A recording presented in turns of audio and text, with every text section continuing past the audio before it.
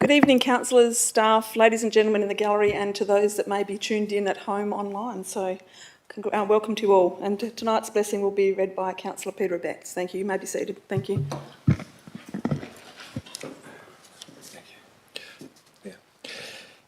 Almighty God, creator of heaven and earth, and also our loving Heavenly Father, as we commence our council meeting this evening, we ask that you would graciously grant us wisdom and insight and a commitment to seeking the truth and justice. Grant us clarity of mind and a deep love for the people who will be affected by our decisions. We ask this in Jesus' name. Amen. Thank you, Councillor Betts. The City of Gosnells respectfully acknowledges the Whadjuk Noongar people as the traditional custodians of the land on which we meet today, and we pay our respect to them and their culture and to elders both past and present. It is now 7:01 and I declare the meeting open. Announcement of visitors. We'll just welcome former Mayor Mrs Owen Searle to the gallery. Thank you for coming along, Mrs Searle.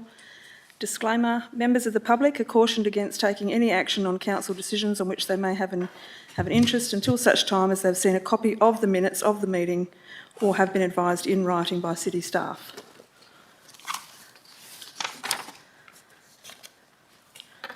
Record of attendance. Everybody's here. Are there any disclosures of interest? No disclosures of interest, thank you. Announcements by the presiding member, just to welcome you all back. I hope you've had a nice break and look forward to having a great year for making great things happen in the City of Gosnells. So, yeah, we all look forward to that, I'm sure. So, thank you. Reports of delegates. Any reports from delegates? Councillor Good, thank you. Thank you, Madam Mayor. Councillors, pleased to advise you that Councillor Williamson and I attended a Joint Development Assessment Panel, otherwise known as the JDAP, on the 11th of January this year. It's a $2.1 million facility was approved by the Joint Development Assessment Panel for childcare premises opposite the Kenwick Shopping Centre on Belmont Road. It's very close to the East Kenwick Primary School. For information purposes, that was for 129 kids and 21 staff. And earlier this month, on the 3rd of February, another panel, we approved another childcare centre.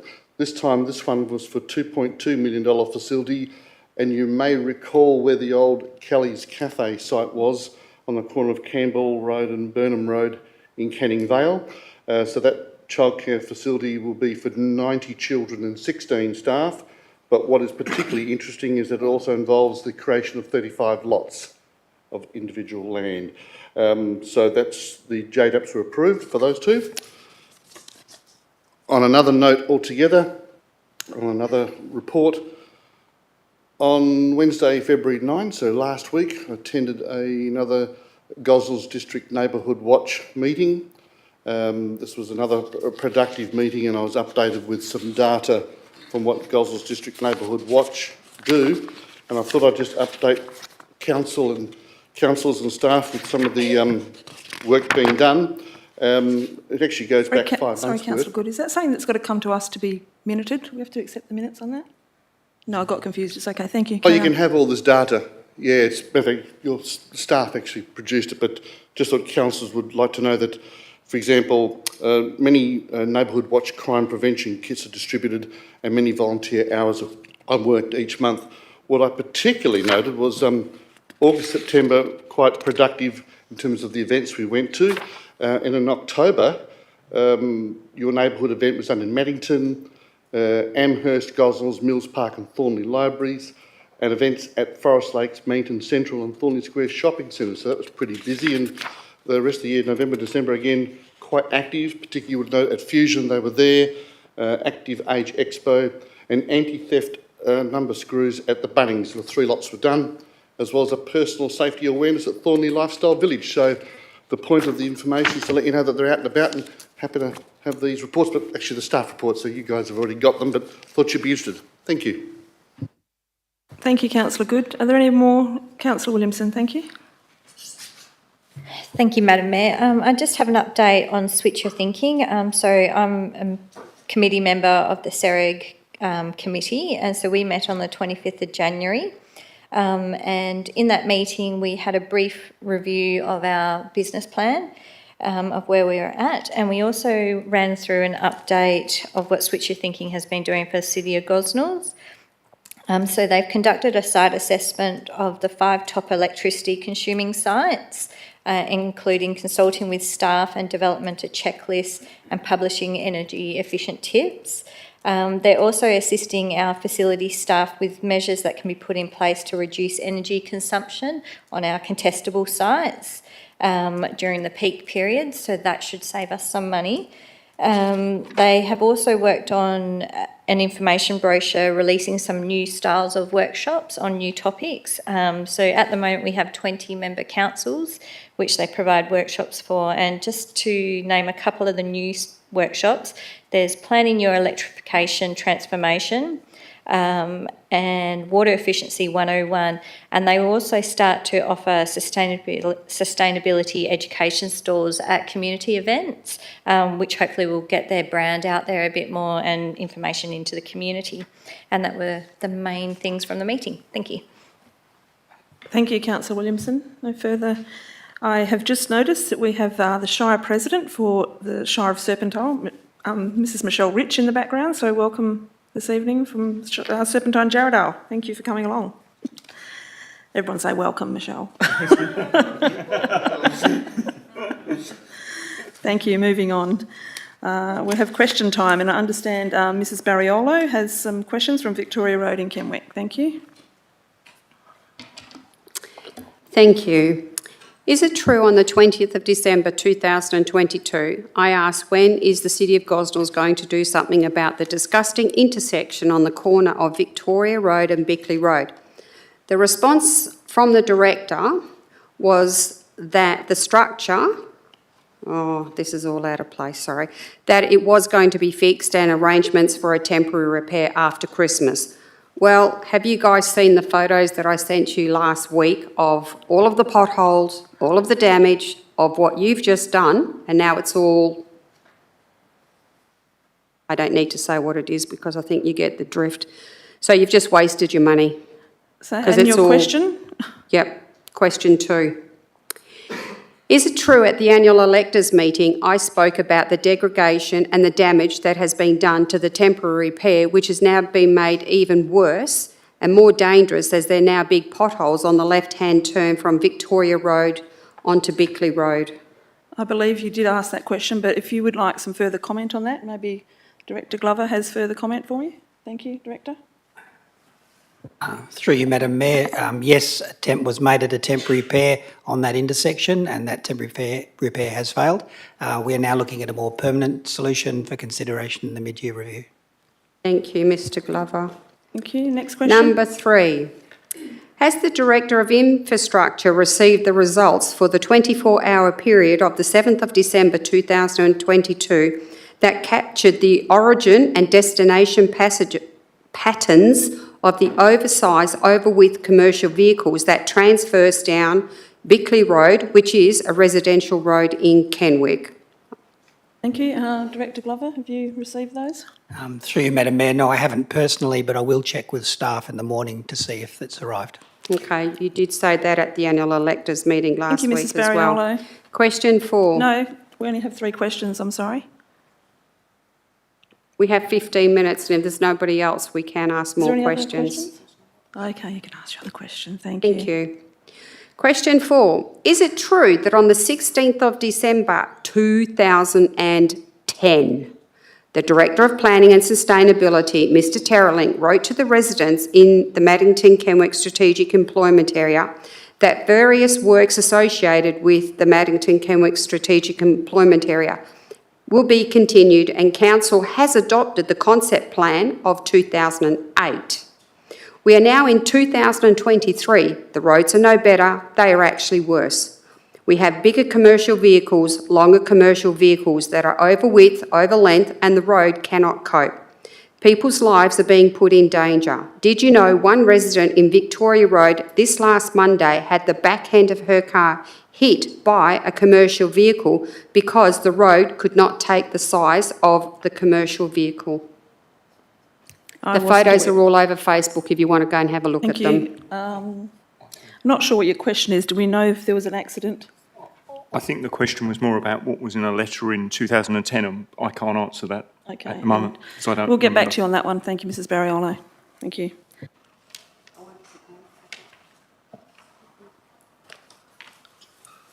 We have a public statement from David Murphy from 84 Combine Loop in Martin. Would you like to come forward with your statement? Yeah. Owen's got questions. Sorry, Mr. Murphy. I don't have a copy of your questions, Mrs. Searle, but go ahead. Is it all right if I ask a question?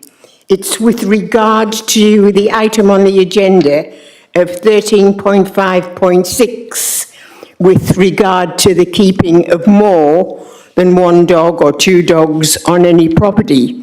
And when I read the discussion, I am concerned that, written on line 2, that the only issues that the CEO would take into consideration are 1, the history of complaints in relation to the dogs, and 2, the adequacy of the fences of that property. I would have thought that included in that recommendation, there would have been consideration given to the size of the property, whether it was 300 square metres or quarter-acre block. There's a big difference there. I would have thought that you would have given consideration not only to the two that are specifically mentioned, but whether you're keeping Great Danes or Chihuahuas, the breed of the dog, I would have thought, would have had some consideration. And I would have also thought that you might have considered how much room on the property is given to either grass for the dogs or hard standing, and none of those are mentioned. So I'm not against the recommendation. I think that I would not have put only in, because there are many more considerations before you give approval for the amount of dogs, more than one or two. Thank you for your time. Thank you, Mrs Searle. I'll actually get the Director of Business Services to respond to your question. Thank you. Thank you, Director. Thank you, Madam Mayor. The original policy did have a range of additional considerations, such as those that Mrs Searle has mentioned, the size of the lot, breed of dogs, and how much space. Well, it didn't actually have how much space was available for the dogs, but certainly the size of the lot. However, we've had a number of these applications that have been appealed to the State Administrative Tribunal, and the State Administrative Tribunal has made it very clear that we are limited in what we can consider when looking at these applications, and the issues that they think are relevant are the adequacy of the fences and the other item in the policy, which I haven't got right in front of me, but history of complaint, either to us or to the RSPCA. So they are the only matters that the State Administrative Tribunal believes are relevant considerations in relation to those applications. Thank you for that. Thank you. Thank you, Director. Now we will move on to public statement time, and I'll invite Mr David Murphy to come forward with his statement. It's in regards to item number 14, which is on page 29 of the agenda. Thank you, Mr Murphy. So tonight there's a motion raised by Councillor Adam Hort in regards to the playground upgrade for Redshank Lane Reserve in the Lumen Rise estate in Martin.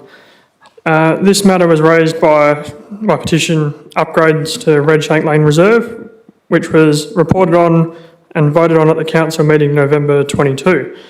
The petition was reported on and discussed at the meeting with failure from the council, as admitted by the CEO during the annual electors meeting, to inform the lead petitioner or the supporters of the petition or the decisions. We thank you for the approval of the fixed shelter and the rubber softfall to replace the mulch under the swing, which is always blowing through the area, but we highly request that the playground be reconsidered. We're also, after I wrote this, now have the meeting with the Director and the CEO next week. I'd like to refresh on the words of the petition that mention the original park was provided by the developer of Lumen Rise Estate with the intention that a large community park would be constructed as part of the Stage 2 development in the master plan found on the city's website. This development hasn't commenced and won't for some time. The residents would like the city to install the following items, which don't appear to be considered in the report from the petition. Upgraded playground equipment, including a climbing frame and slides. Currently all we have is 2 swings and a slightly dangerous spinning object. Repainting the kids' hopscotch games, which I believe have now been actually booked in. Overall, the estate consists of about 80 plus homes, of which nearly every single home has a child under the age of 12. Some homes have even 2, 3 or 4 children under the age of 12. The estate is full of young families who have a park that is limited to the basic swing set, spinning thing, and open grassed areas. We would really wish for an upgraded playground to be installed. It doesn't have to be anything crazy, huge or fancy, but we'd like something where the kids can all have fun with a slide, climbing frame, etc. On any given weekend or after school in good weather, there could be in excess of 40 children playing in the park at one time. Thank you. Thank you, Mr Murphy. The next statement is from Mrs Sandra Barriolo, and it's regarding item number 13.5.4. Thank you, Mrs Barriolo. Thank you. For many years, residents and ratepayers within the City of Gosnells have requested Council numerous times by way of petitions and speaking to local councillors the reintroduction of the ward system. The benefit of the ward system is each area will have specific councillors who will be able to listen and attend to their needs as required. I would suggest a condition is that they must live in the wards so that they do understand the needs of the people. As many councillors can attest, when you ran your election campaigns not so long ago, many residents were telling you the same thing, the reintroduction of the ward system. They want the reintroduction of the ward system. They feel let down, they feel abandoned, they feel disenfranchised. The City of Gosnells comprises of 11 suburbs within a radius of 15.6 kilometres. Currently, there are over 75,000 voters within the City of Gosnells. The only councillor who was elected under the ward system who does understand the ward system would be Councillor Dave Griffiths. All of you councillors who sit around this table tonight, with no disrespect intended, have not worked under the ward system, therefore do not know the benefits of the ward system. Therefore, I would request that the City of Gosnells goes out to the whole community of the City of Gosnells for a review of the boundaries and then make councillor representation evenly for each ward that are being proposed. Thank you. Thank you, Mrs Barriolo. Moving on to the confirmation of the minutes. Can I get a mover for that, please? Thank you, Councillor Betts, and seconded by Councillor Adams. Are there any questions on this item? Councillors, if you please cast your vote.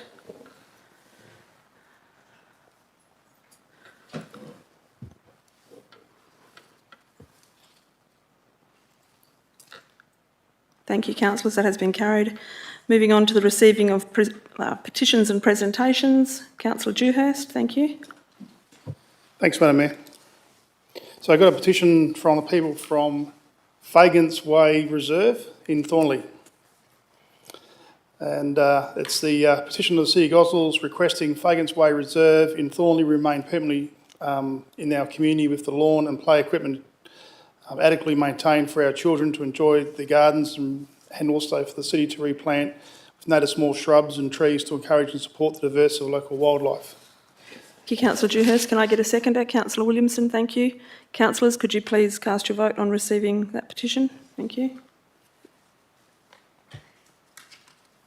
Sorry, Councillor Williamson, yes? Can I just clarify, are we requesting a report from the CEO? If you indulge me. Yes, thank you. Okay, so I have spoken to the Director of Infrastructure. The park has been absolutely fantastic. Everyone was really happy there on the weekend. A lot of kids were playing. There was some miscommunication where information went to the residents that we were closing it, and it since has been relieved.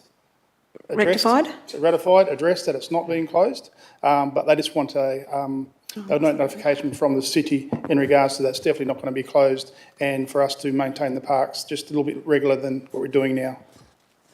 It is to receive a report then. Yes. Thank you. Councillors, if you please cast your vote. Thank you.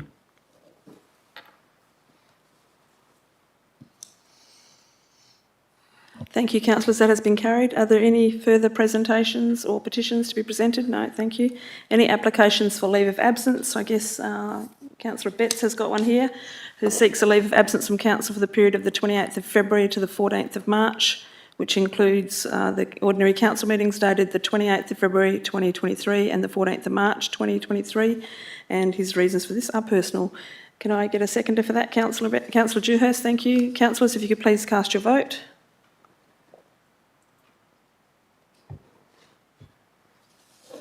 Thank you, councillors. That has been carried.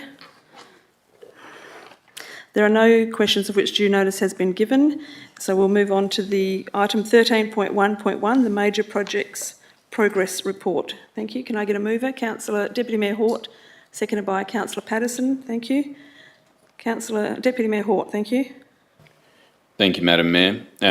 It would appear, as far back as I can remember, that we've heard about Mooksy Precinct 1 and the roads, particularly on Victoria Road, in question time here in the chambers. And I think this is an opportunity because we have an update on the major project, which is the Mooksy. It's an opportunity for it to be really clear about exactly what the next steps are when it comes to that precinct. In particular, I'm assuming there will be some kind of contribution arrangement, and then that would lend itself to allowing the road infrastructure there to be upgraded to what essentially sounds like what the community wants and needs. I would love to get an understanding of the timeline for that, and what needs to be done to make that happen. Thank you, and Mr CEO will respond to that in this case. Thank you. The timeline's very difficult because it relates to a whole range of planning and delivery matters. But firstly, the structure plan which was adopted by council has been amended by the WAPC. We've made the amendments that have been required, and that will be distributed to the residents in Precinct 1. So that will occur in the very near future if it's not sort of in train at the moment. From there, then we need to consider key elements of infrastructure within there, and we've got 6 months to prepare the developer contribution plan report. Now, the difficulty is that because the WAPC haven't approved our new planning scheme, LPS 24, they've technically said to us that we can't make any amendments, which includes like amending for a DCP until that's done. So that throws a curveball into the situation. My view is that we shouldn't be held up by them sitting on LPS 24. We should be just pushing ahead with whatever we need to do in terms of getting our developer contribution plan going and working with local developers to get the roads improved as quickly as we can. And that's what will be coming to council.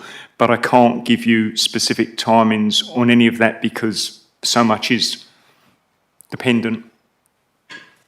Thank you, Mr CEO. Dependent on other parties. So would it be fair to say then, because I appreciate I've said a statement, would it be fair to say then that the city's really keen to upgrade the road and to make sure that it is provided at a level that the trucks in that area require? Thank you, Mr CEO. I think one of the great challenges we've got is that the Victoria Road is the boundary between Precincts 1 and Precincts 2.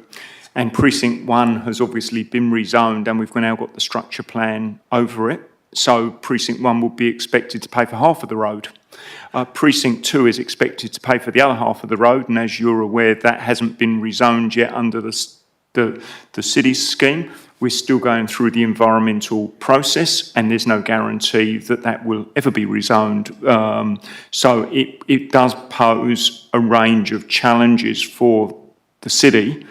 And I think that the most obvious thing that we're looking at is trying to establish some of those connections, like the extension of Clifford Street through to Victoria Road, which can then provide alternative ways for traffic to get in and out without using the sort of south-west end, the other end, the end of Victoria Road away from the highway, and Bickley Road and the other roads around there. So that's what we're looking to deliver. Thank you. Any further questions? You're all good. Thank you, Councillor Dewhurst. Yeah, just on further on that. So there's a rumour in industry that there may be an application to open up Victoria Road onto Tongan Highway. Have we heard anything from the city about that? Mr CEO? We understand that there is interest from developers in relation to that, and I think a lot of that is going to depend on main roads. Main roads' general principle is that when you've got main roads, you don't have roads sort of coming on or coming off of them, and that's historically been their view. So it will be an interesting call as to whether a new entry on and off of the Tonkin will be allowed. Thank you. Thank you, Councillor. Another question. Look, I appreciate the issues that we got on Kenwick Road, and I certainly sympathise with the residents. But there are other roads in the city that also need considerable amount of work, have a lot more traffic, a lot more heavy vehicles within the city, so not to keep lose sight of that. I mean, for instance, Mills Road East, that heads up the hills towards Roley Stone and Martin, has over 10,000 vehicles a day heading up and down there, and we've got trucks heading up down there that shouldn't be there, and So there's certainly other roads that need to be addressed within the city. And I would just like to ask as we're talking about roads, I'll go to it, the Director, in regards to have the city gone forward in thinking about more of the roundabout sitting up the top of Mills Road East and Cadding River Road. Councillor Dewhurst, I'll ask Acting Director for... No, I won't. I'll ask the Director for Infrastructure, sorry. Thank you, Mr Glover. Thank you, Madam Mayor. I'm pleased to advise that the concept design has been developed in preparation for the next black spot application. I sort of finish, I'll say thanks very much. You've made my night. I've been a bit grumpy tonight, but I'm just all happy now, so I'll certainly let people know they'll be very happy. Thank you. Thank you, Councillor Dewhurst. Are there any more questions or debate on this item? No? Councillors, if you could please cast your vote.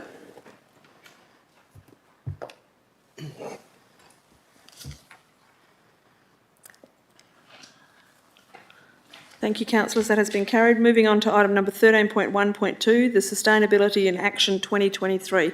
Councillor Patterson's happy to move that. Councillor Adams to second that.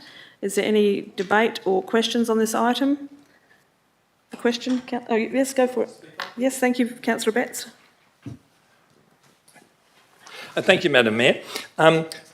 Just like to preface my remarks on this motion, I guess, to say that on environmental issues, I think I've got a long track record in my life of being for sustainability in every possible way. When I was worked in agriculture many, many years ago, I was the go-to person in the ag department for minimal use of agricultural chemicals and various other things. And in terms of my own life, I try and be as efficient as possible. And I think the pattern or the approach that the city has taken of seeking to minimise waste and to be as efficient as possible is actually the best way to move forward in terms of sustainability and also the issue of so-called the impact of environmental or so-called climate change.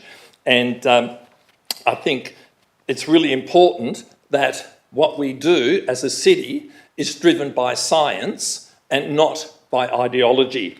And one of the things that really troubles me with our renewable energy situation is that over 80% of all solar panels and their components are actually made in China, and it's expected to reach 95% by 2025.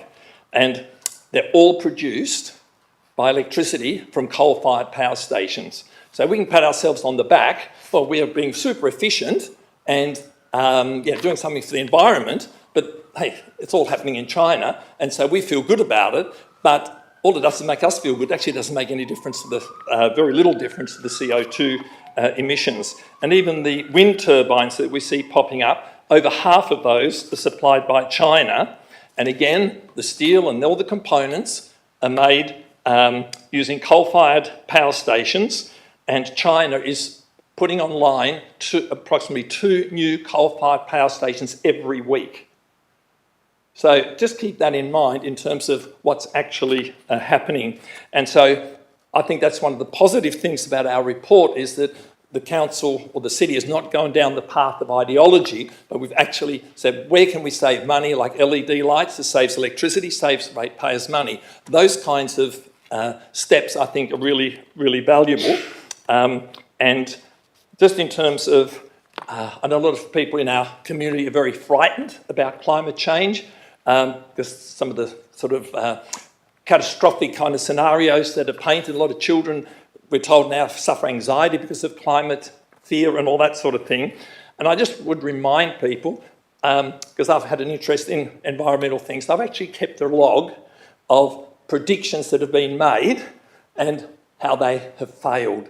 And the predictions, some of you may remember Tim Flannery during the millennial drought, he declared that the Murray-Darling irrigation dams would never ever be filled again because the models showed that that was not going to happen. Less than 18 months later, they were overflowing and have been full for the last 10 years.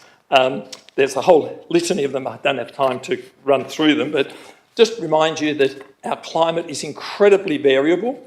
If you go to Port Augusta, the Outback Museum tells you that in the late 1800s, Port Augusta was abandoned for 7 years because it didn't rain for 7 years, and the weather was incredibly hot. Our Weather Bureau, the Bureau of Meteorology, they say our record started in 1910, but there's actually records that go a bit earlier than that, and so the variability of our climate is huge. And so I just want to say I'm all for sustainability, but let's make sure that we continue to keep in mind the cost effectiveness of it and not do sort of what you might call virtue signalling. We're doing great things, but that we're actually making a difference to the well-being of our city and in that way make our contribution. Because it's just so easy to say things like, Australia was one of the very few countries that met the Kyoto Protocol target. How did we do it? The big Geelong cement works was closed down. Cement uses huge amounts of energy and produces lots of CO2. We now import that cement from Indonesia, so now we can pat ourselves on the back. We've reduced our CO2 emissions. Big deal. It doesn't help anybody. So I just think that the approach the city's taken in this report, I think, is very positive, and I just hope that we continue down that path without actually setting ourselves idealistic goals, but actually look at where does technology allow us to actually save money and to save energy, etc., and just work on those practical things, and let's leave the ideology to others. Thank you. Thank you, Councillor Betts. Any further debate or questions? Councillor Good, and then Councillor Williamson. Councillor Good, thank you. Thank you, Madam Mayor. I want to make some comments regarding the action plan itself, and I wanted to actually congratulate staff, the people who've put this report together. It's very, very detailed and very comprehensive. When I initially read it and went through the introduction part about its aims and its priorities, it's all some really, really good stuff.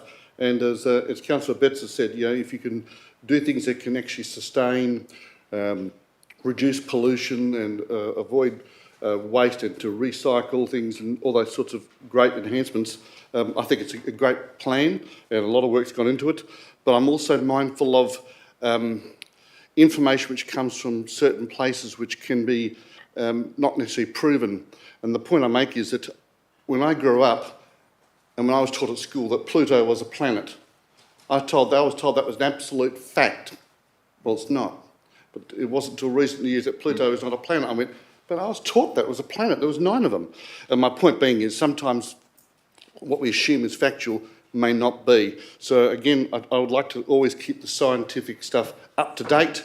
I don't want to close our minds or our ears or our eyes to what we read and see, and always just keep things objective, read criticisms as well as praises towards different angles, but understand from different points of view. One of the people who I read a lot of is a well-known scientist called Bjorn Lomborg, but I also read many others on different fields. Judith Curry is another one, and there's lots of different topics that they will raise. So just be mindful of the data. And there's even a recent report on the 4th of February which came out which says trying to get zero emissions is actually physically impossible. So I'll be curious to see how the scientists counter-argument that one. So just keep your minds open, but otherwise I do congratulate the report, the introduction, the things that we can do. I think it's absolutely some terrific work here, so I will be supporting the motion. Thank you. Thank you, Madam Mayor. I would just like to raise an amendment to the staff recommendation, which reads, you all have it in front of you, it's the pink paper. I, Councillor Serena Williamson, propose the following, that the staff recommendation be amended by the inclusion of the following additional part. That Council requests the CEO to 1, undertake an accurate baseline measurement of all City of Gosnells corporate emissions for the 2022/2023 financial year. 2, by July 2024, develop an emission reduction strategy with emission reduction targets that are appropriate for a growth council and actions that will directly reduce the city's corporate emissions. 3, investigate opportunities to adopt policies and strategies that will reduce community greenhouse gas emissions and improve livability in the City of Gosnells. My reason for this amendment, I'll read it out. The City has been very proactive in the area of sustainability over the last couple of decades, as detailed in the action plan. The Sustainability Action Plan clearly demonstrates the City's ongoing commitment to sustainability and reducing greenhouse gas emissions. To strengthen the Sustainability Action Plan, it would be appropriate for the City to enhance internal procedures to record and monitor greenhouse gas emissions to provide an accurate record of the corporate emissions for the 22-23 financial year, which also includes Scope 3 emissions. This will provide a baseline for Council to make further decisions about appropriate emission targets. The Council has clearly expressed the desire to prioritise net zero corporate emissions by reducing energy usage and utilising renewable energy sources where possible, with carbon offsets only to be used as a last resort. As the Council has not yet set a target date for the City to reach net zero, it would be appropriate for the baseline data to be utilised with forecasting data for the growing City in order to develop an emission reduction target or emission reduction strategy detailing the specific actions that will be required to reach a net zero by an agreed date, which has not yet been determined. Many councils are aiming for net zero by 2030, and the state and federal governments have also set target dates for net zero. Rather than setting a fixed date at this stage and relying on carbon offsets to meet the net zero commitment, it would be prudent to take a staged approach and set an achievable and realistic net zero date that reflects the needs of our growing city.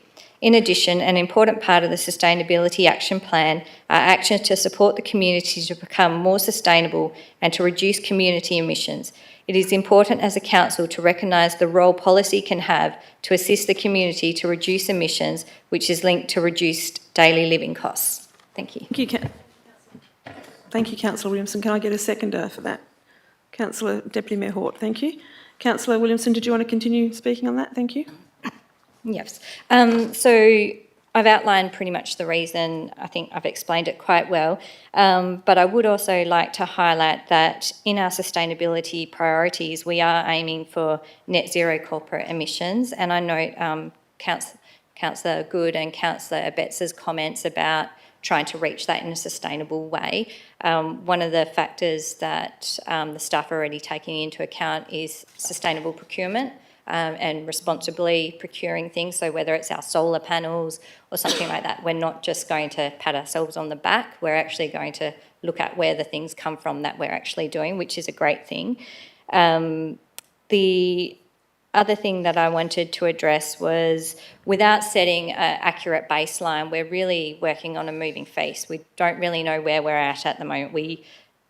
The way I understand it, we have software and our staff are inputting data into the software, but it's still a work in progress. And we actually don't have Scope 3 emissions captured at the moment.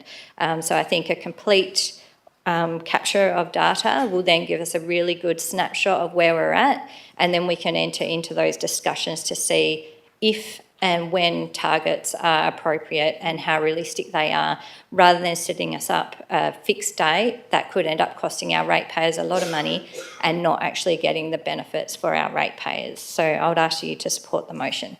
Thank you. Thank you, Councillor Williamson. Deputy Mayor Hort, thank you. Choking up, it's a good amendment. Look, I'm speaking in favour of this amendment, Madam Mayor.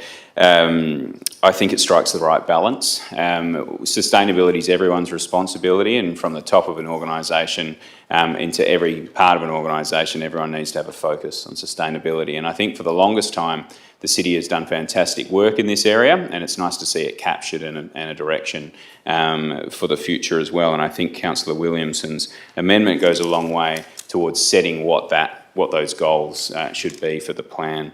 Doesn't mean that we wouldn't have already got there through the mechanisms in place, but at least it allows us to objectively assess it and demonstrate what we're doing.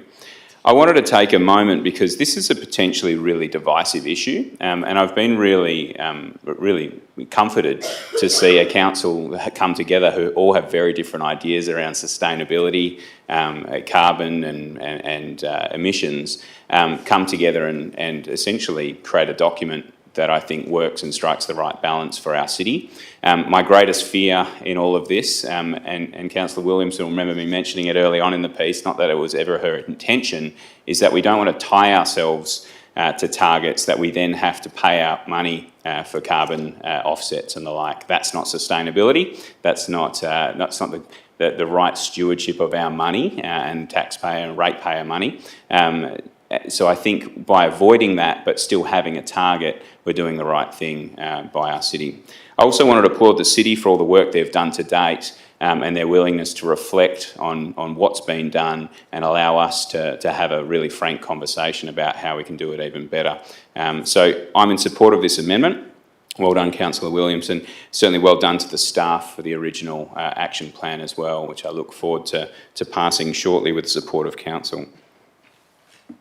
Thank you, Deputy Mayor. Councillor Dewhurst, thank you. Yes, thanks, Madam Mayor. Look, I will support the amendment as well. It's actually really good. The document was a well-presented document. I couldn't see anything to change on there. Councillor Williamson saw a tweak there, which totally support. I just want to bring the attention that unless you want to manipulate the data, no one will become net zero in any organisation, and I'll probably get things thrown at me because of that. No organisation or government will be net zero. Just a prime example is the lithium in the lithium market currently at the moment. I'd ask that the council to move quickly away from lithium batteries and to look at other alternatives such as hydrogen. And the reason that is, it's been proven that over the next 5 years, with all the lithium mines in the world now and the ones about to come on board in the next 5 years, won't even sustain just the American car market. And as you know, people know here is you've got Alcoa bulldozing the Jarrah forests and old forests in our southwest here for the bauxite. You've now got BHP and Rio Tinto fighting for waste space, big spaces of Jarrah forests as well. So I'd ask the council to look quickly past the lithium, but in saying that, I must declare, because I know some of you know, I actually have lithium batteries at home. I'm off the Western Power or Synergy grid at home and rely completely on lithium batteries. So I'll declare that, but I think as soon as we get off that, the better. Thanks, Madam Mayor. Thank you, Councillor Dewhurst. Is there any... Councillor Patterson, thank you, and then Councillor Good. Just a quick one. Just, also to commend Councillor Williamson on a great amendment. I think basically what Councillor Williamson's putting forward, which is very prudent, is if we're going to run a race, we need to know where we're starting from so that before we decide where we're going to go.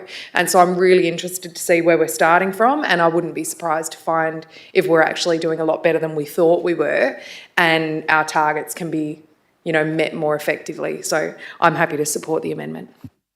Councillor Good, thank you. Thank you, Madam Mayor. I just want to make a couple of comments in relation to what Councillor Dewhurst said, and I was actually very impressed with the lithium remarks because week in, week out, it's amazing what is changing technology-wise. When you're reading these topics of sustainability and products, etc., it's amazing what you think one week. Next thing you know, something else has been proven. I just read this just the other day, and I must read it out to you because it fascinated me. Net zero is technically impossible. I think you actually mentioned something like that yourself. But one of the big ways of decarbonising is to switch from internal combustion to electric vehicles. There are 1.4 billion cars around the world. I didn't know that, so 1.4 billion cars.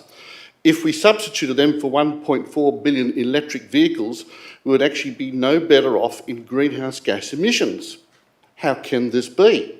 Well, a regular car is easy to make, easy to run, and gives off carbon when it's running. An electric car involves very difficult minerals, especially in the car battery, including cobalt, copper, lithium, graphite, nickel, manganese. Most of these ingredients are far more energy intensive to mine than the stuff used in regular cars. It requires a huge energy to blast them out of their host ores. Again, I'm learning something new every day here. Volvo recently conducted a carbon neutrality study. It found that when you count all the greenhouse gases involved in the construction of an electric vehicle, it emits, over the course of its life, fewer greenhouse gases than a normal car only after it has travelled about 150,000 kilometres. I went, oh wow. And basically, given that Australians on average travel a bit over 13,000 kilometres per year in their car, it is not until after 10 years that they get the electric vehicle that they are in a positive territory on net emissions. And they talked about how quickly a battery deteriorates. But what I'm also mindful of, I have lithium batteries for my lawnmower, edger, whippersnipper, and I'm mindful of the fact if I plug it in too long, I can heat it up and blow up. So I'm always being very careful when I charge them up, and I've had mine for several years. But very interesting comments you make. Thank you. Thank you, Councillor Good. I just have a question. Oh, sorry, Councillor Betts. I'll just ask the CEO a question just quickly. Could you just explain what is involved with taking an accurate baseline measurement for all of the City of Gosnells corporate emissions? Thank you. Look, we do have some measures, but if we're talking about Scope 3 emissions and be more detailed, then we're going to have to do more research, more assessment of what goes on. It's hard to know exactly what's going to be involved until we start doing it, and I think that we're going to need to look at the resources we've got to be able to do that more specifically. So I guess you won't have any idea of what the cost would be to do this then?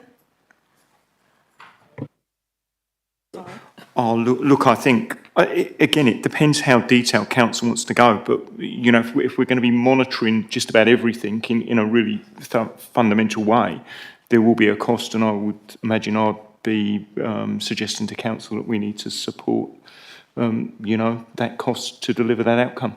Okay. And I don't exactly know what it will be, because we've done the work. Okay. Thank you. Councillor Betts, thank you. I appreciate Councillor Williamson's intent in terms of to have a baseline measurement. I think that's would seem a really useful thing to have. The difficulty is actually establishing that in terms of just, as our CEO just said, to what detail do you go to? Do we include the plastic in the bottles that we consume here at council meetings? How much detail do you go down to? And the thing that I'm just concerned about, I'm in two minds as to which way I'm going to vote on this, I'm still thinking aloud, I guess, at the moment, is point 2, by July 2024, develop an emission reduction strategy with emission reduction targets. And I'm just really reluctant to set emission reduction targets where we say that's what we got to get to, because it may actually not be environmentally beneficial to reach that target given the technology that's available at that particular point in time. And you know, there are just so many variables in just how do you measure things, and just what's the cost benefit of actually trying to achieve those targets? What's actually the benefit for our community? If it reduces the costs of running the city, I'll support it 200%. But if it actually costs ratepayers, then I really don't think it's worth doing, because in the end, the cost of doing those things is often a reflection of actually the cost of energy that's involved in actually bringing those changes about. And the whole issue of, you know, to what extent does man-made CO2 drive climate change? You know, the people say, oh, the science is in, the science is settled. As a scientist, I would say science is never, ever settled. To say that science is settled, that's a political statement, not a scientific statement.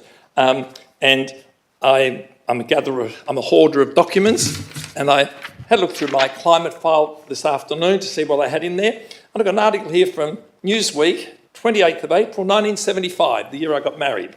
And it's headed The Cooling World.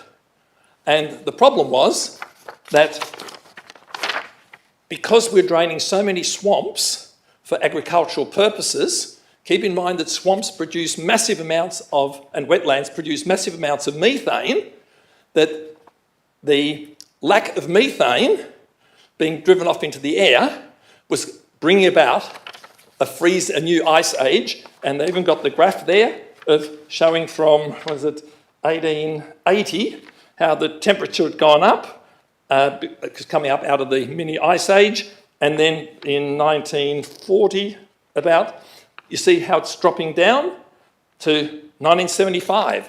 We're entering a new ice age, and it required immediate action, and everybody was getting on board. The New York Times ran front page articles about it, but then we started warming up again and everybody dropped the idea, and now there's just so many variables in trying to figure out how does our climate work that the science I don't think is finally settled yet, and it probably never will be because climate is such a complex subject, or such a complex system I should say, that we'll probably never fully understand it. None of the 7 accepted models that the ICCP, ICCP, the International Climate Change report thing from the United Nations, the 7 models that they sort of accept, not one of them actually accurately predicts anything. And they know that, but it's a case of just hoping for the best, and they're basically good guesses, but the system is so much more complex that I just think that we need to be very cautious about imposing costs on our community for trying to reach a target which may not actually be beneficial in the long term. And just keep in mind that the increase in CO2 in the atmosphere, while it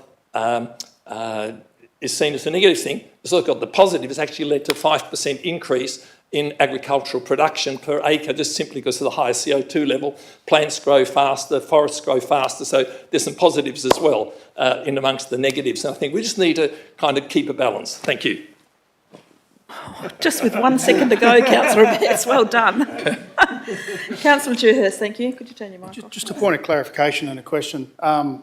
Clarification is in regards to Councillor Williams' comments in regards to addressing asking the city through a motion to actually address make sure it's not a cost to the community. And I just want to make sure that I'm sure I heard that. I just want to make sure that she actually addressed that in her speak. I think she's used the word appropriate within her amendment, which would cover that, I guess. And the question is, so I take it this would be a living document because as technologies change, obviously things change. So if they turn around and build a widget, and it improves the environment and all that, would be changing the document anyway. So I'm assuming it'd be living and would be very careful, dynamic. Yeah, would be moving that way, wouldn't we? So if that would be the case, it would be living, I would imagine. Thank you. Indeed it will be. Thank you. Any further debate or questions on this item? Councillor Deputy Mayor Hort, thank you. Just to grow on that, I know I can only ask you a question. It is fairly subjective, but I just want to make sure I'm clear in understanding what the CEO is going to go for here under point 2, emission reduction targets that are appropriate for a growth council. So that's going to consider the fact that, the drink bottles, plastic that Councillor Betts has mentioned and things like that are a part of the process, I'm assuming. Thank you, Deputy Mayor, CEO. I'm going to bring plenty of it back to you, councillors, to get direction and advice. Thank you for that, Mr. CEO. Is there any further debate or questions? Thank you, Councillor Williamson. You'll be closing. Yep. Thank you. I just wanted to thank Councillor Betts for all the information that he shared with us, and Councillor Good. I think it really shows how complex this issue is and how many different factors there's to consider. It also highlights how politicised this can get, and I think Councillor Hort touched on that as well. And I think one of the things is the intention of this is not to do something bigger. It's to focus on our city, what's best for our city with the knowledge we have now. If it's out there and we can ascertain what a baseline is, then that's what we should be doing to then make an informed decision in July 2024. That decision we make at that time, that's up to us as councillors or the councillors that are on council at that stage to ask all of these questions, to decide what do they want to focus on, how much cost, what is the benefit. that's the point in which they'll make those decisions when they decide the target is. They may decide net zero is 2050, and somewhere along, say, 2040, they decide net zero is no longer a thing, it's not an issue. Then that document can change, like Councillor Dewhurst was clarifying. It will be a moving document. This just gives us an opportunity to say, today, this is where we're at with the knowledge we have. I'm not a scientist. Councillor Betts, you do have a scientific background, but the knowledge that's out there collectively, let's use that to determine where are we at today and what can we do better for our community. And I note the cost consideration. I think that's a really valid one and something I was really careful about and considered a lot. I don't want the council to pay more for something if it's not going to benefit our community. So benefit may be benefiting the environment, which benefits the community. We do need to factor in a cost benefit for the environment as well. But at the end of the day, most of the initiatives that are environmentally friendly also save money. So the LED lights, switching to those, is not only good for the environment, it's good for our pockets as well. One of the things, particularly for our city, is that our ratepayers, we're considered a low socioeconomic area. They're hit by rises in daily living costs. If there's anything we can do to reduce their daily living costs in the way their house is built, then I think that's where we as a council can actually take those steps to make those decisions that they don't even know are happening. When they're picking a building off a plan, they're not considering what's this going to cost me to run 10 years down the track, where we need to consider that for our residents to be able to put a policy in place to make sure they're not in debt. We're just going to do our best. My intention is that we get the most information we can to make the best decisions possible at this point in time, and we'll keep on revisiting it. Councils into the future will revisit this too. It's not set in stone. So I'd ask you to support this. Thank you. Thank you, Councillor Williamson. Councillors, if you could please cast your vote.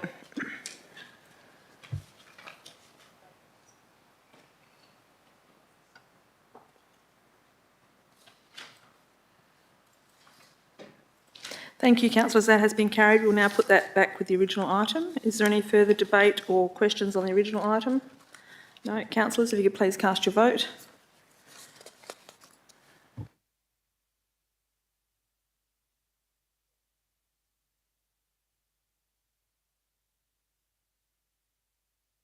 Thank you, councillors. That has been carried. Moving on to item number 13. Sorry, Madam Mayor, to jump in. I feel like we've missed point 11, items brought forward to the convenience of those in the public gallery. I know that, no? Okay. Item number 13.2.1, the development application for the Family Daycare Centre at 32 Lot 112 Bridge Road, Canning Vale. Can I get a mover? Councillor Adams to move that. Councillor Griffiths to second that. Is there any debate or questions on this item? Councillor Dewhurst, you have the floor. Yeah, thanks, Madam Mayor. Look, I've been thinking about the operating times and the fact that we had two objectives of the neighbours next door, and I listened to the discussion from our Acting Director of Planning and Development of some questions that were asked during the pre-planning meeting.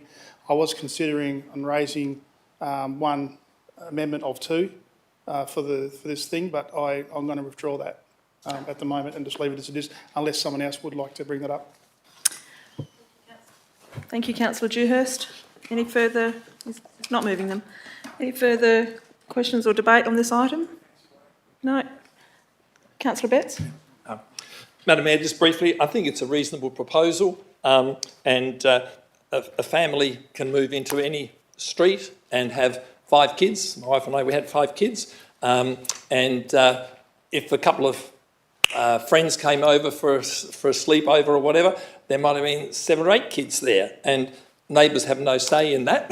And I think a family daycare thing is a very positive context in which kids are cared for, and I think it's preferable than the great big childcare centres. So I think, yeah, I'm supportive of it, and encourage others to vote likewise. Thank you.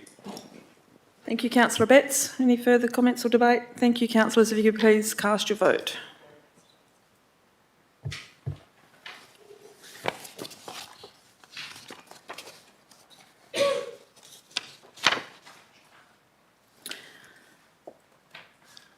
Thank you, that has been carried. Moving on to 13.3.1, the transition from Rivers Regional Council to Rivers Regional Subsidiary. Can I get a mover for this, please? Deputy Mayor Hort, seconded by Councillor McDonald. Any questions or debate? Thank you, Deputy Mayor. Thank you, Madam Mayor. Look, I think this is a step in the right direction. Certainly will save a lot of money. So I'm looking forward to this happening. I think there are within the Charter a number of objectives around educating the public, and I think it should be clear that obviously that's going to be a role that the Avertis Waste to Energy managers are going to take on, and it doesn't. This doesn't negatively impact the work that's been done by a variety of other committees and groups within the city. In fact, it makes it even more important that we continue to focus on education around waste management, because I know just recently a neighbour's moved into my street who doesn't come from Australia, and I've had to educate them on how to turn the bin around the right way, what goes in the recycling bin and what doesn't. Nothing's been made available. There's no education for them on exactly how to use their bins, and a very large proportion of our community don't have those resources available to them. So I think there's a real focus required around education, and I just want it to be clear to everyone in the community included that that won't be a significant role of this subsidiary other than what the Avertis Waste to Energy managers are going to provide. Thank you. Thank you, Deputy Mayor Hort. Councillor Betts, thank you. Thank you, Madam Mayor. As a representative of the council, as one of the representatives on the Rivers Regional Council, just like to put on record, the hard work that John McNally, the CEO, has done to actually get it to this point, because it looked at one point as we were banging our head against a brick wall for quite some time, and he was able to negotiate with because the Serpentine Jarrahdale Council had some issues around that, and was able to work those through and get everybody on board. And when you have lots of different councils together and everybody having to agree, that's not always easy. I think John McNally's done a great job in bringing it to this point, and I would urge everybody to support the motion, because it's going to save us a bucket load of money every single year. Thank you. Thank you, Councillor Betts. Councillor Dewhurst, thank you. Yeah, look, I share his sentiments. John McNally, CEO down there, has done actually a wonderful job banging his head against walls and stuff. I don't know how he didn't jump out a window. It's good to hear that Councillor Hort's the bin cop on his street, and to help his neighbours out. And I just want to assure, having, as Councillor Betts has, I'm also on the committee, that this should have been wound up 12 months ago, but the Minister just sat on it and wasting a lot of money, of Council's money. The other thing is, I've spoken to Avitas a number of times about the education program, and it's going to be quite extensive, and probably wouldn't be a bad thing for us to jump on some of their coattails and some of the stuff that they're doing, and let them put the resources in instead of our ratepayers' money. Thanks very much. Thank you, Councillor Dewhurst. Councillor Good, thank you. Thank you, Madam Mayor. Yes, I too am very, very glad that this has come before us today, and to be able to go to a subsidiary, and I concur with Councillor Betts and Deputy Mayor Hort and Councillor Dewhurst in terms of the amount of money. Quite frankly, I would have thought this thing could have been wound up several years ago. I can truthfully, honestly say, heart on hand, I think on 3 times I went to the meetings as a reserve, as a deputy, and I literally felt guilty receiving the monies that was paid. I thought it was just over the top. So this to me is a good thing to come back. We just didn't need to be on it, and I thought it was a complete overkill. I don't know how many years this has been going for, but I'd suggest well over 17 or 18 years plus this whole committee, and it's taken a long time to get this one thing. I'm looking forward when it's done and actually online and read the Avitas facility. And one thing I do also agree with Councillor Dewhurst, the more we can do as far as videos, for example, of showing you on our site, or tag in a link to theirs about how it all works. And I did enjoy your remark about Councillor Hort being the bin guy on his street, but all jokes aside, exactly, someone's got to do it. But all jokes aside, the fact is the more education about what you do on your lids, and as I've mentioned before tonight, I've been recycling for years, and I'm always going, hang on, oh yep, that one, and oh, the lid can go as well, and I just want to make sure it's really super clear, so you get confused, you can look it up and go, where's this one go, and make sure you do it correctly. So, looking forward to passing the motion if it goes through tonight. Thank you, Councillor Good. Any further debate or questions on this item? Right, councillors, will you please cast your vote?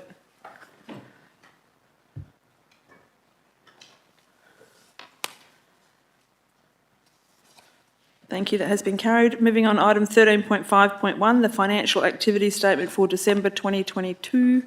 Councillor Adams, happy to move that. Can I get a seconder? Oh, everyone's up now. Councillor Zhang, thank you. Any questions or debate on this item? No? Councillors, if you could please cast your vote.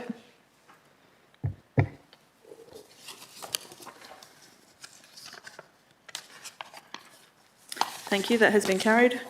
Item number 13.5.2, the payment of accounts for December 2022. Can I get a mover? Councillor McDonald, seconded by Councillor Good. Thank you. Are there any questions or debate on this item? Councillors, please cast your vote.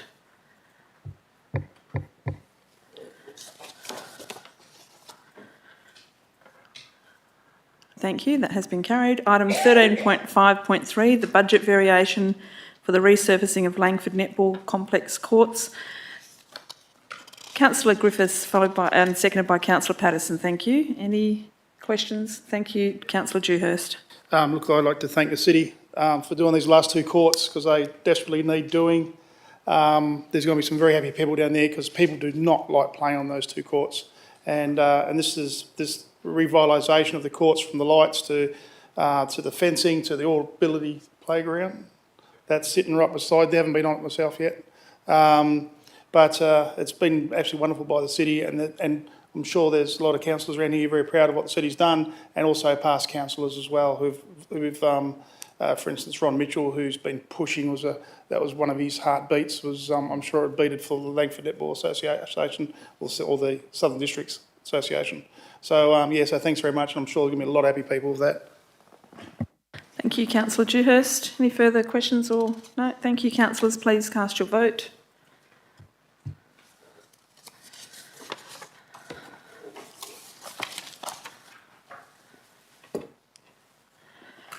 Thank you, that has been carried.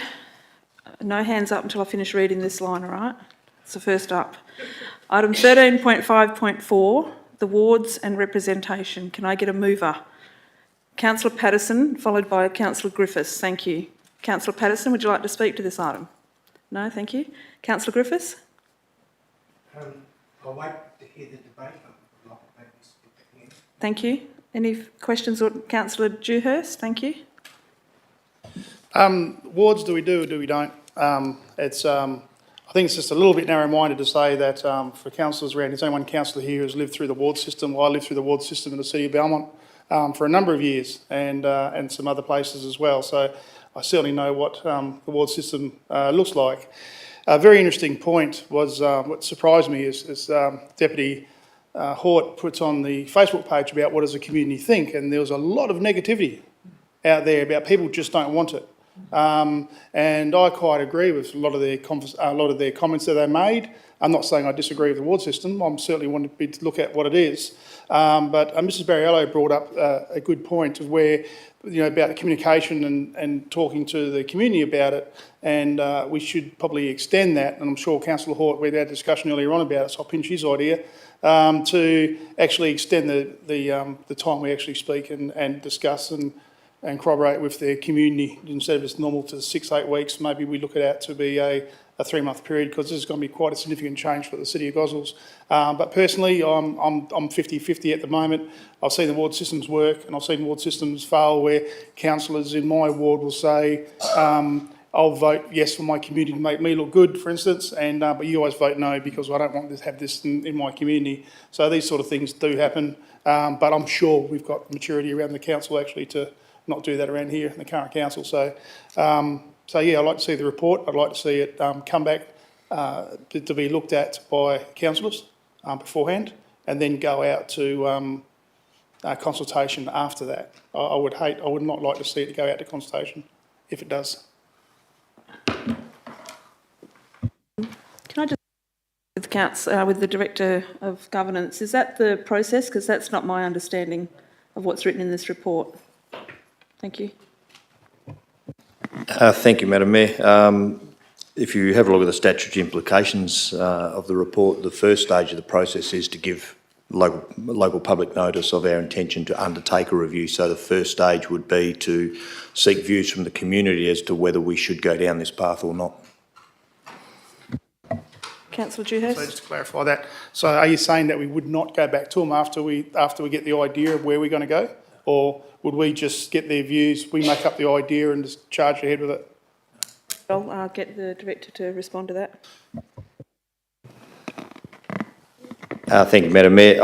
Look, I believe that if, following the initial stage of consultation, if council forms a view that we should go down the ward process, then there would certainly be further consultation with the community beyond that about, what the ward should be, what the boundaries are, how many councillors in each ward, those types of details. So there would, if council ultimately decides to look at going to a ward structure, there would be ongoing consultation around that. Thanks very much for that, Madam Mayor. Obviously, this is going to be a very difficult journey, and I'd certainly like to take, and we all would like to take our community with us. Thank you, Councillor Dewhurst. Any Deputy Mayor Hort, then Councillor Betts. Thank you. Yeah, thank you, Madam Mayor, and Councillor Dewhurst. It's exactly the sentiment I wanted to share here tonight, is that no matter what we do, we take the community with us. And if the legislation says take it to them for 6 weeks, we take it to them for 12. I reckon we make sure that we're really covering our bases here and that everyone's aware of what's happening and they're part of the discussion, because the pros and cons can be pretty confusing if you don't understand local government. They're confusing to me, and I think I kind of understand local government. So I think it's a discussion that needs to happen and needs to happen with the community. I think it's worth exploring, and therefore I'm in support of this motion. I think we need to explore exactly what wards looks like in essentially a city that has grown 40,000 people since it last had wards. We don't know what that looks like, 3 wards, 5 wards, 4 wards. And so it would be nice to see, I think, in a little bit more detail, what exactly wards would look like for our community and how they would get in contact with their elected members.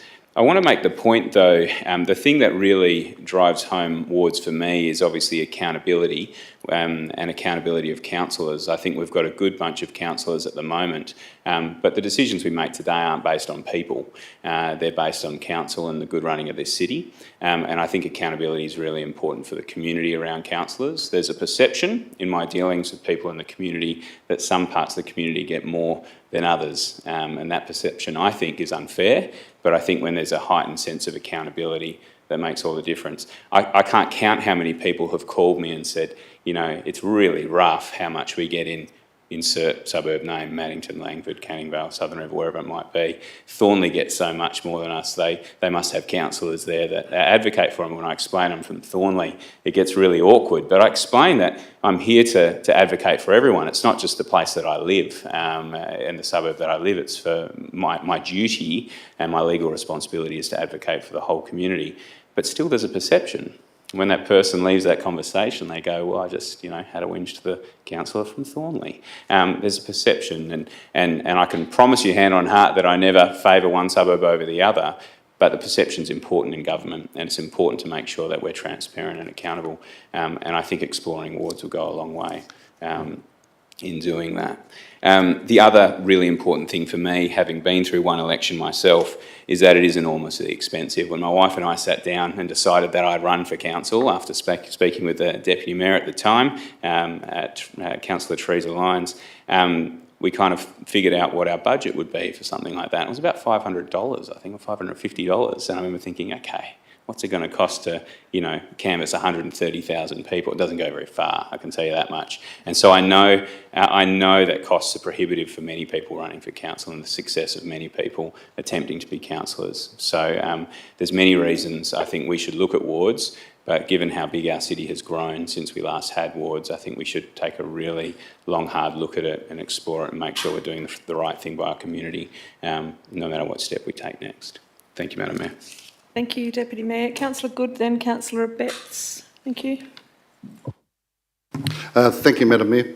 I'm looking forward to when this review is actually looked at, but I would be mindful of the fact that, obviously on the public record, I'm into my 10th year and we've done a review since we've had it, and I remember how I voted last time, and of course I keep my mind open to the new data and new facts and new figures all the time, but it's mindful that I think there's 30 local governments in the metropolitan area, correct me if I'm wrong, Mr CEO or Director of Governance, but of the 30, everyone has to do the review legally. I think it's every 8 years, is that correct? So there's data out there. Now, we're not that unique in terms of everybody in the city of Gosnells thinks differently to the city of Armidale or the city of Stirling, whatever. So we're going to get the same type of comments of a generalistic nature. One of the key points to me is your workload and how much we have to do. And I'm mindful of our population growth, how many people we actually have to attend to. And you've rattled off some numbers, Deputy Mayor, and we know that the population has grown considerably. That's why we have 59 wards in the lower house of Parliament with 59 state seats. So there's wards in the state Parliament. And the city of Stirling and the large ones, and I think the largest now is the city of Wanneroo. I think it's the largest local government now. Obviously the number of wards and councillors. Interestingly, Armidale actually has more councillors than us, but yet they're smaller in terms of population. So it's obviously a numbers, workload-wise. I'm looking forward to the review, but be mindful, this has all been done before. There's stacks and stacks of research out there, and what the community think now, guess what, in 5 years' time they might change their minds again. It's, in other words, and there's no right or wrong answer. There actually isn't. It's just what do you deem at that time. So there's stacks of research out there, and I've seen research even where councillor or someone tried to run for council where they lived, were unsuccessful. They ran for another ward where they didn't live and became successful because they came 2 years later. So there's no rhyme or reason, and of course you represent all the people, but nothing stopping you legally from running for whichever wards you want. And there's pros and cons, but you're read it all, and I'm looking forward to receiving the report. Thank you, Councillor Good. Councillor Betts, thank you. Thank you, Madam Mayor. My first question is, as I read this clause 7 of Schedule 2.2 of the Act, goes on to prescribe that before carrying out a review, a local government has to give local public notice advising that the review is to be carried out and that submissions may be made to the local government before a day to be fixed, etc. So my reading of that is that we can't actually do a review before. At this point, we actually have to go to the public and say, we are going to do a review. We want to hear from you. Once we hear from them, then we actually do our thinking and discussing and deciding. Am I correct in that? Sounds Yeah, I am. Okay. Sounds great. Thank you. Yes, thank you. Yeah. And just in terms of, I think the city of Gosnells, we have an interesting challenge, and that is that some of our city is relatively static in population because they're well-developed suburbs. You take Southern River, it's going gangbusters with lots of new growth. And if we were to have wards, one of the real problems is that because you need to balance the numbers in each ward, we're going to have continual boundary changes. And when I was a Member of Parliament, I experienced the frustration of that. In Forest Lakes, part of Thornley was part of my electorate, and I worked really hard with that community. 2013 election comes up, and the Electoral Commission takes that. That's not part of your area anymore. And they give you another patch where nobody knows you. I think, oh, that's not fair. 2017, I lost nearly all of Canning Vale, where I was getting 64% of the vote, and I got a big chunk of Gosnells instead. 34% of people traditionally vote Liberal. So it was totally beyond my control, and yet all the work you did, you don't get the benefit of. And we're going to have a radical, or not radical, but a significant boundary changes at every election to have to balance up the numbers. And I think for a city that's in this growth phase still, wards have their problems. I do appreciate that wards have the benefit that it makes it easier for a local person to actually get elected because they don't have a smaller area to canvass or campaign in. So that definitely has the advantage. It opens it up to more people. But the other thing is, I'm not sure how other councillors find it, that in this day and age, nearly everybody either emails you, and I get stuff from all over the city, from Maddington to Gosnells to Southern River.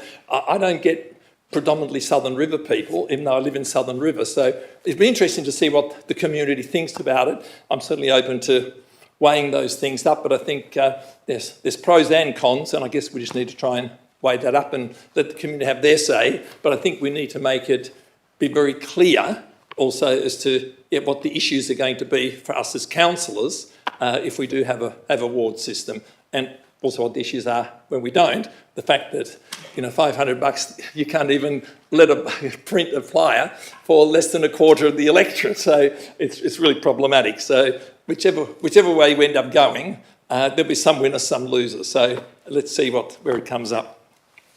Thank you, Councillor Betts. I just have a question for the Director of Governance, Business Services, sorry. There's been a couple of suggestions that we need to extend the amount of time we go out for community consultation. In here it says no less than 6 weeks.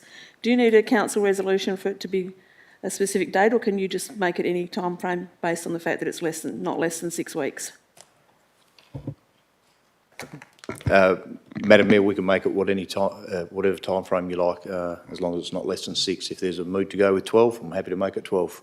Yep. Don't need a resolution for that. Thank you. That's my question. Okay, any further? Councillor Williamson, and then Deputy Mayor Hort, then Councillor Griffiths. Thank you, Councillor Williamson. Thank you, Madam Mayor. I just have a question about the consultation process, how the city plans to educate and involve residents in what the difference between a ward and not a ward is in local government, so that we're actually getting feedback that is relevant and not on misconceptions. Mr. CEO might like to respond to that. Thank you. Yeah, look, when we go out, it will be incumbent to try and give people information on what the systems are. And I'm happy that we'll work with councillors to come up with that information that accompanies whatever survey goes out. Can I just add to that? Would you anticipate that the city would run some community forums on this? Thank you. Could certainly run community forums, yeah. Okay, thank you. Councillor Williamson, did you have anything further? Thank you, Deputy Mayor. Thank you. Just a question. I just want to understand the approximate timeline here, because I don't want us to, get the false assumption it's going to happen tomorrow. But what is the timeline between now saying we approve this today, coming to council for a decision? If council then made a decision that it wanted to go with wards, that's a big assumption. When are we looking at wards actually coming into effect if, those two assumptions become a reality? Would you mind stepping us through it? Deputy Mayor Hort, and I'll ask the Director for Business Services to respond. Thank you. Thank you, Madam Mayor. Well, if we extend the consultation period out to 12 weeks, well, that adds another 6 weeks to the process. But look, the reality is, I think even if council was to, at the end of the consultation period, say, yes, we want to go down the wards path, there's a lot of work to be done to work out, well, how many wards do you want? What are the boundaries going to be? How many councillors are in each ward? Which councillors are getting allocated to which ward? There's an awful lot of work to go into that. So there's little prospect, if any, that it would be in place for the 2023 election. We'd be doing well to have it in place for 2025. In fact, sorry, I'd go further. It won't be in place for 2023 because you'd have had to have effectively given the Electoral Commission notice now because of all of the other changes that are being made to the electoral system. So they will need time. They've already given us a quote for the election. So they're already planning on this outcome or the current structure for this election. Thank you. I think I had Councillor Griffiths next. Thank you. Thank you. Councillors, as one of our residents mentioned, I've been under both systems, wards and no wards, and there is a big difference of the two, I can tell you. I'm quite happy for this to go out to review. I've certainly got a very strong opinion on what I'd prefer based on the experience I've had in both systems. Not only that, as you know, I was mayor for 2 terms, and in talking with other local governments and their councillors, and the views they have on wards or the perceptions they have of wards or no wards are quite amazing. What I would say is that I believe this council, the structure, the way it's run, is very, very effective. Probably one of the best councils with your group of people that I've ever been involved with. It's just a great organisation and it works very well.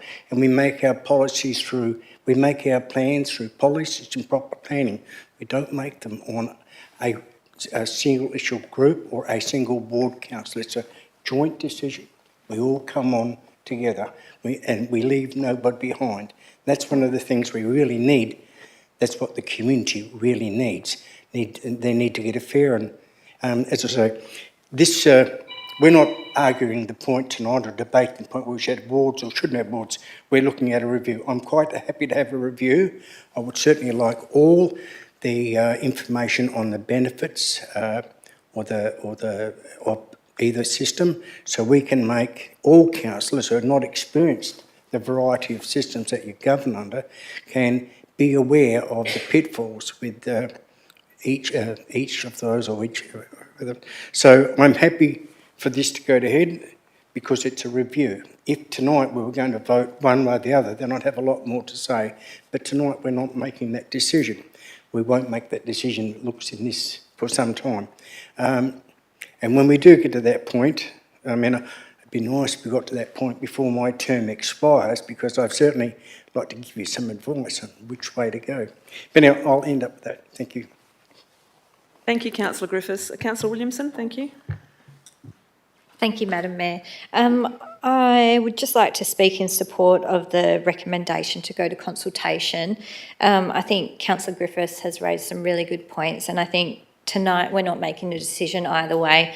What's the most important thing is to give the community the opportunity to speak and be heard. Once we get that back, then we can ascertain what it means, what our community wants, and at the end of the day, our decision will be made on what is best for the community. How can we serve them better rather than what's easiest for us as a councillor?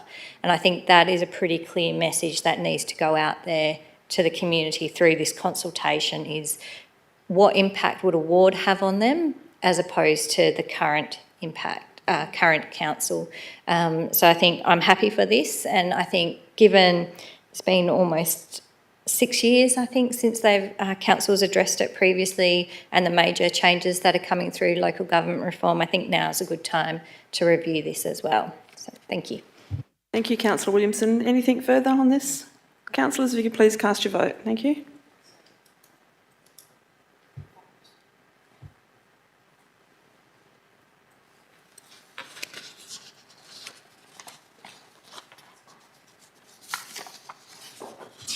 Thank you, councillors. That has been carried. Moving on to item 13.5.5, the review of rating 228 Kenwick Road, Maddington. I'm happy to move this as the chair. Can I get a seconder? Councillor Adams, thank you very much. I rarely move things from the chair, as you know, but I feel particularly strongly about this item, so I will speak to it. Thank you. As we know, in 2014, the land the Serbian Club is located on had a zoning change from general rural to business development. This automatically instigated a change in the applicable rate. During the city planning of the structure plan that was adopted in 2020, the club agreed to be reclassified to community purpose. This agreement clearly declares that they have no plans to develop the land and that they plan to continue as a community centre. We also know that clubs of this nature are run by volunteers, and it is my understanding that as a volunteer, unless you have good knowledge on land zonings and rate levies, it would be difficult to pick up the reason for the dramatic rate increase they've experienced. The zoning changes from general rural to business development to community purpose is a very unique situation. Had the club purchased the land knowing the zoning would be industrial or business development, I would not be advocating for their reduction in rates. However, they have been in this location for many years, and at the time of purchasing the land, they would have no idea what the future held. We know the Serbian Centre, provides a venue for local residents and members to socialise, participate in cultural events, make use of the sporting fields and engage in various other activities, including car shows and community fair days. The centre is also widely used by many external community groups in the city of Gosnells due to its size. From a local government perspective, supporting community centres such as the Serbian Club can also be a cost-effective way for local governments to promote health and wellbeing amongst its residents through the interaction it provides and the security of being included it provides.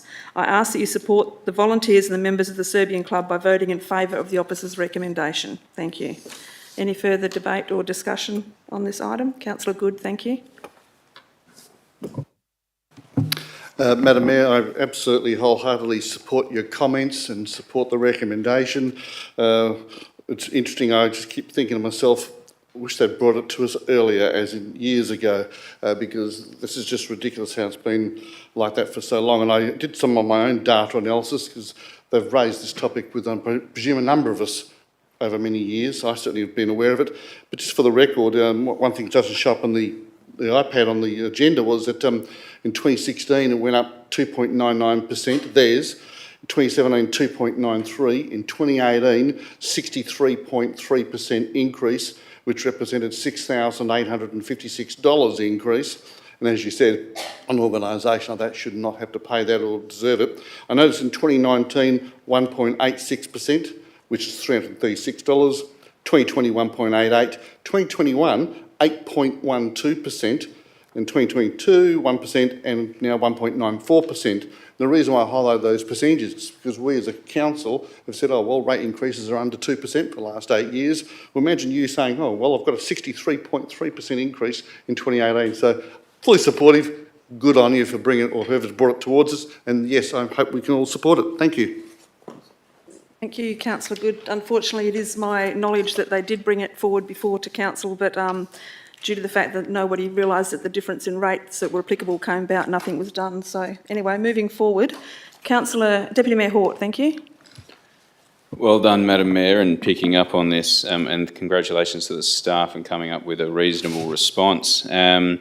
Look, I just want to say and let the council know that I've had regular meetings and conversations with Roy Pilipovic, who's the chair of the Serbian club, and we've been discussing what their future plans are for the club. And it's never been clearer to me that they really want to make sure this stays as a club for the community and for their community for as long as we'll allow them to. So, which is hopefully forever. So yeah, I don't think there's any risk that they're going to turn into a business overnight or an industrial complex overnight, and we'll find ourselves regretting this decision. So I'm in full support. Councillor Good, your microphone is still on. Any further questions or debate on this item? No. Thank you, councillors. If you could please cast your vote.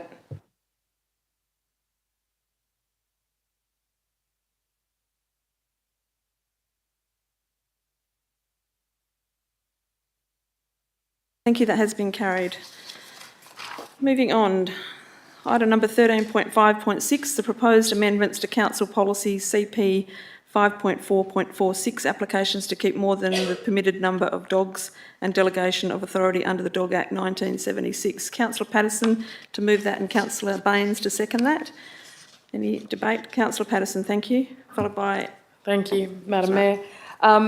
As my fellow councillors will know, it's a long-running joke, my love for 3-dog applications. As has been raised, if we refuse a 3-dog application and it goes to SAT, we lose. We're basically voting on issues we have no control on. The state government has policies around the square meterage and how many dogs you can have in that square meterage, so that's already ticked. Our staff and planning team are more than capable of making decisions, and I don't think we rarely refuse one, so we're kind of doing it for the sake of doing it. And in our interest of cutting red tape and making things more efficient, I'm just not a fan of doing stuff for the sake of doing it. So I vote that we move this and then no longer tease me for being angry at 3 dogs. Thank you, Councillor Patterson. Deputy Mayor Hort, thank you. Agreed with what Councillor Patterson said. That was on my list as well, so I'll leave that off. But the one thing I just want to add on is that I've dealt with a number of people who have been bringing their application to the city and to the council, and it's a pretty daunting process. It's coming to the council. Not that the CEO is not incredibly daunting himself, but there's something different about coming to a big meeting and hearing a bunch of people you don't really know talk about you and your dog and why you should have it or not. So I think this is a more sensitive way in dealing with these issues as well, and it allows the community to know that there's a standardised approach to how these are dealt with. So I agree, it's a step in the right direction. Thank you, Deputy Mayor Hort. Any further questions or debate on this item? Thank you, councillors. If you please cast your vote.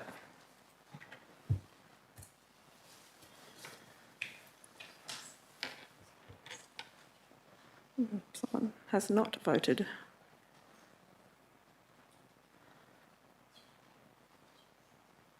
Okay, that's got it. Thank you, councillors. That has been carried.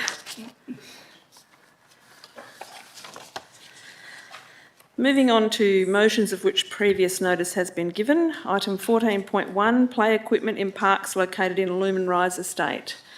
Can I get a mover for that, please? Councillor Griffiths to move that and Councillor McDonald to second that. Councillor Griffiths, do you have anything? No, I don't. Oh, yes, I have something to say. I've read this, Madam Mayor, and the staff comment is that a report for options for the provision of play equipment at the park at Lumen Christie can be prepared for consideration by council. That's great, and that's what will happen if we support this motion.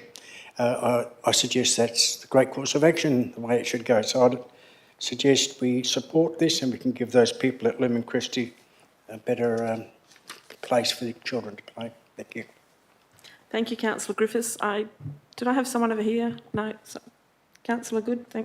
Sorry, Dewhurst. Yes, Madam Mayor, just to refresh my memory, what actually happened here? Why with other developments we actually have beautiful gardens and play equipment and stuff there? Why didn't this occur here? I think the developer may have run out of funds, but I will ask the CEO to add comment to that. Look, it's just a comparatively small park in the schema of things, and there is some infrastructure in there, but as the petitioners pointed out, they put a mulch in there which, as the soft fall, which blows, which isn't good. There's no shelter, and there's a lot of children, which has led to the request for additional play equipment. So usually a developer would do it. Did you say he ran out of money? Is that? Oh, I didn't quite get that. Thank you, Councillor Dewhurst. Mr. CEO, thank you. Look, the developer the planning policies require developers to put in a base standard park, which developers will often put in slightly more than the base standard to attract people. One of the struggles with Lumen Christie, as has been pointed out, is that it's a staged development in the structure plan area, and there's, was plans for other parks to go in which haven't occurred. And it's, of course, when things happen, and then stop, that you end up in a difficult position. Councillor Dewhurst. Can we, obviously when those staged approaches and houses get built in those other places where the parks are we going to secure the developer to make sure, because they make a lot of money out of this, to secure proper play equipment and playgrounds areas? Thank you, Mr. CEO. Do you want to? Well, we can only secure what we can under livable neighbourhoods. Like our staff will encourage developers to develop subdivisions to a high standard. But in terms of securing, if the developer says no, then all we can ask for is what is the basic standard. Thank you. Deputy Mayor Hort, thank you. Thank you, Madam Mayor. Look, councillors, I don't bring a proposed notice of motion lightly. This is my first one. But please don't take this. This was the first meeting that I wasn't here and ready to go for. And please don't take this as any kind of perspective that's negative towards your opinion around the last motion that came up and the report for council. That's not my intention of this motion. But what happened there, I just want to be really clear, is that the lead petitioner and the community were not made aware that the petition was coming, as was mentioned by David Murphy. I think we would have had a few more people from the community here tonight, but it's Valentine's Day, so I can appreciate why they're not here, and apologies to David for having to sit through an entire meeting to get to his motion. I think it would be nice to have this report come back and to hear what our options are to support this area. It is quite a secluded part of Martin. It's not really well connected to anywhere else, and so it is quite difficult to get to the parks. I've been dealing with the Lumen Rise community, since I was elected. I think it was a couple of weeks after I was elected that I met with the residents there. And my understanding is that Stage 2 had this big, fantastic park there that was all sold to them as the kind of carrot on the stick, and obviously has never happened. So that's the explanation that I've had from them. And so they've been obviously disappointed for many years with the park that they've got. So it'd be fantastic to give them something that we would otherwise expect everyone else to have access to. So thank you, councillors, for considering this motion. Thank you. Any further questions or debate on this item? No. Councillors, if you could please cast your vote. Thank you.